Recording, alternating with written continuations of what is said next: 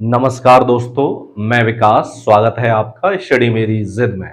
जैसा कि आपका हिंदी में टॉपिक चल रहा है संधि, जिसमें हमने पिछले वीडियो में स्वर संधि देखी थी और आज हम इस वीडियो में व्यंजन संधि देखेंगे। आखिर में व्यंजन संधि कहते किसे और इनके कौन कौन से नियम हैं, तो चलिए शुरुआत करते हैं।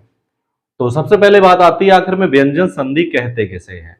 तो व्यंजन के बाद स्वर या व्यंजन आने पर जो व्यंजन में जो परिवर्तन होता है उसे क्या कहते हैं हम? उसे कहते हैं व्यंजन संधि।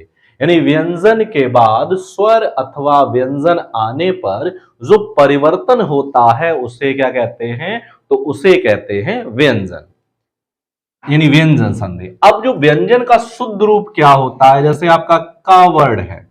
अब ये का वर्ड जो है वो क्या है? आपका व्यंजन है, स्वर तो नहीं है। लेकिन शुद्ध कैसा व्यंजन होगा? जब इसके नीचे हलंत लगा है तब वो व्यंजन कैसा है? तब व्यंजन आपका शुद्ध व्यंजन है, क्योंकि अब इसमें स्वर नहीं है। ठीक है, तो शुद्ध व्यंजन किसे कहते हैं? हलंत लगे हुए वर्ड को शुद्ध व्यंजन कहते हैं। अब व्यंजन संधियों के कुछ नियम दिए गए हैं। आज हम सिर्फ यहां पे 4 नियम देखेंगे। तो पहला नियम आपका है वर्ग के पहले वर्ड का तीसरे वर्ड में परिवर्तन। अब वर्ग क्या होते हैं, अब ये आप समझेंगे। देखो,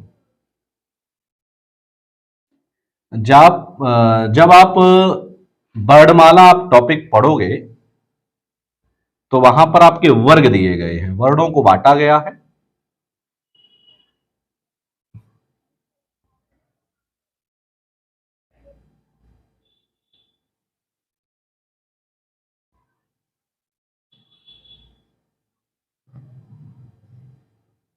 ये टा वर्ग है,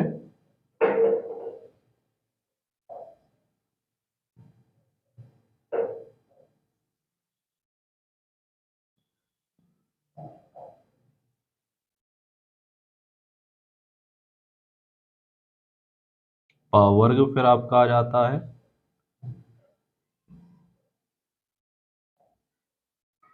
ठीक, तो ये होते हैं आपके वर्ग। वर्ग कितने होते हैं? तो 5, क वर्ग, च वर्ग, ट वर्ग, त वर्ग और 5 प वर्ग। पांचों वर्ग में 5-5 वर्ड होते हैं।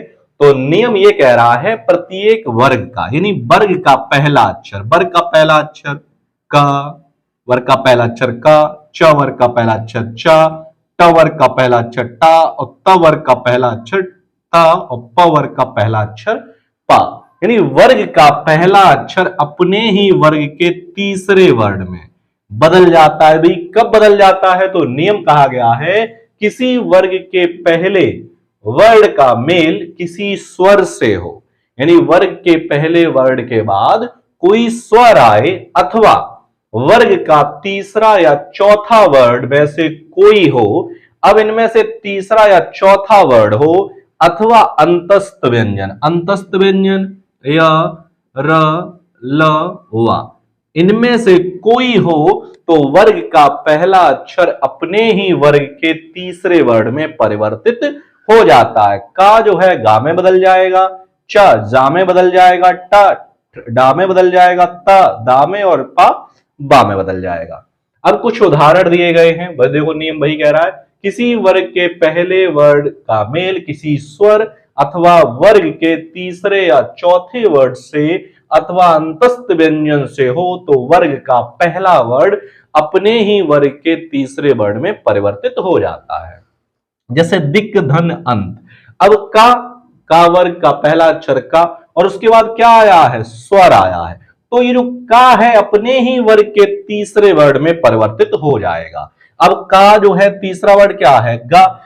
हलंत का मतलब है वो अक्षर व्यंजन आधा है। ठीक है, तो क्या हो जाएगा? दिक धन अंत, तो क्या हो जाएगा? दिगंत, यानी पूरा गा बन जाएगा। अब पूरा गा क्यों बन जाएगा? क्योंकि यहां से आ करके ये हो जाएगा दिक धन अंत, तो हो जाएगा आपका दिगंत। ठीक, भगवत धन भजन, तो क्या हो जाएगा? भ ग व, तावर का है और तावर का तीसरा वर्ड क्या है? तावर का तीसरा वर्ड दा। आधा ता है तो आधा ही दा। भगवत भजन, भगवत धन भजन, तो हो जाएगा भगवत भजन। इसी प्रकार सुपधन अंत पा वर्ग आया है, पावर का पहला वर्ड, पावर के पहले वर्ड के बाद स्वर आया है तो पा किस में बदल जाएगा, तो ये बदल जाएगा बा में, तो क्या हो जाएगा शुभंत। सुपधन अंत तो ये हो जाएगा सुबंत। इसी प्रकार वाक धन ईस का है, कागा में बदल लो वा, अब गा आधा बड़ी की मात्रा इस पर आ जाएगी वागीश, वाक धन ईस तो क्या हो जाएगा, तो हो जाएगा आपका वागीश। ठीक है, तो वर्ग का पहला अक्षर अपने ही वर्ड के तीसरे वर्ग में परिवर्तित हो जाता है। कब हो जाता है, यदि वर्ग के पहले अक्षर के बाद वर्ग का कोई भी तीसरा वर्ड हो या चौथा वर्ड हो या फिर कोई स्वर हो अथवा अंतस्थ व्यंजन हो, तो वर्ग का पहला अक्षर अपने ही वर्ग के तीसरे वर्ड में परिवर्तित हो जाता है। ठीक है, तो ये नियम पहला था। नियम दूसरा है कि वर्ग के पहले वर्ड का पांचवें वर्ड में परिवर्तन। अब वर्ग का पहला अक्षर इससे पहले तीसरे वर्ड में परिवर्तित हो रहा था, अब वर्ग का पहला अक्षर किस में बदल जाएगा, पांचवें में, यानी का इंग्या में चा, वा में टा, अड़ा में ता, ना में और पा मा में, इस तरीके से बदल जाएगा। ठीक है, कब बदल जाएगा, यदि किसी वर्ग के पहले वर्ड का मेल किसी अनुनासिक वर्ड, अनुनासिक वर्ड में केवल दो ही वर्ड ना या मा से हो, तो वर्ग का पहला वर्ड अपने ही वर्ग के पांचवें वर्ड में परिवर्तित हो जाएगा। यानी कब, जब वर्ग के पहले वर्ड के बाद या तो ना आए या फिर क्या आए, मा आए, तब वर्ग का पहला वर्ड अपने ही वर्ग के पांचवें वर्ड में परिवर्तित हो जाएगा। अब कुछ उदाहरण दिए गए हैं, जैसे वाक धन मय, अब का आया है और का के बाद मैंने कहा ना या फिर माय, तो ये जो का है अपने ही वर्ग के पांचवें वर्ड में बदल जाएगा, इंग्या में बदल जाएगा, तो क्या हो जाएगा वांगमय। वाक धन मय तो क्या हो जाएगा वांगमय। इसी प्रकार जगत धन ना, ता किसमें बदल जाएगा, ना में, तो क्या हो जाएगा जगन्नाथ। जगत धन नाथ तो हो जाएगा ये आपका जगन्नाथ। ठीक, अब आगे बढ़ते हैं। नियम नंबर तीसरा है छा संबंधी नियम। अब छा संबंधी नियम क्या है, किसी भी ह्रस्व स्वर या आ, दीर्घ आ का मेल छा से होने पर छा से पहले आधा चा जोड़ देते हैं। यानी छा किसी भी कोई भी ह्रस्व स्वर हो या फिर दीर्घ आ हो और उसके बाद क्या आ जाए, छा आ जाए, तो वहां छा से पहले आधा चा जोड़ दे। स्व यानी आ रहा है और आ के बाद क्या आ रहा है, छा, तब यहां क्या करेंगे, इस छा से पहले बस आधा चा जोड़ दो और कुछ नहीं करना है, तो स्व छंद। ठीक है, स्वधन छंद तो क्या हो जाएगा स्वच्छंद। कोई भी स्वर हो, कोई भी ह्रस्व स्वर हो, ठीक है, और उसके बाद या फिर दीर्घ आ हो, जैसे परी, अब इसमें ई आ रहा है छोटी और उसके बाद क्या आ रहा है छ, तो आधा चा जोड़ दो, बस सिर्फ परी छेद, और कुछ नहीं करना है, सिर्फ आधा चा जोड़ देना है। इसी प्रकार अनुधन छेद तो क्या हो जाएगा अनुच्छेद।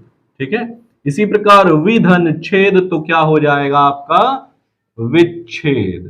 ठीक, सिर्फ छा से पहले आधा चा जोड़ देंगे, आपका हो जाएगा। और कब जोड़ेंगे, जब किसी भी ह्रस्व स्वर या फिर दीर्घ आ के बाद छा आए तब। ठीक है, नियम नंबर 4 है ता संबंधी नियम। अब ता संबंधी नियम कई हैं, आपके 3-4 के लगभग हैं, 4 या 5 जो भी हैं, तो नियम आज पहला ही इसमें है कि ता के बाद च या छा आए तो ता का चा हो जाता है। यानी ता के बाद या तो आपका चा आ जाए या फिर छा आ जाए, तो ये जो ता है किसमें बदल जाएगा, ये चा में परिवर्तित हो जाएगा। जैसे उत्धन चारण, अब ता के बाद क्या आ रहा है, चा आ रहा है, मैंने कहा चाय या फिर छाय, तो ये जो ता है किसमें बदल जाएगा, ये चा में परिवर्तित हो जाएगा, तो क्या हो जाएगा उच्चारण।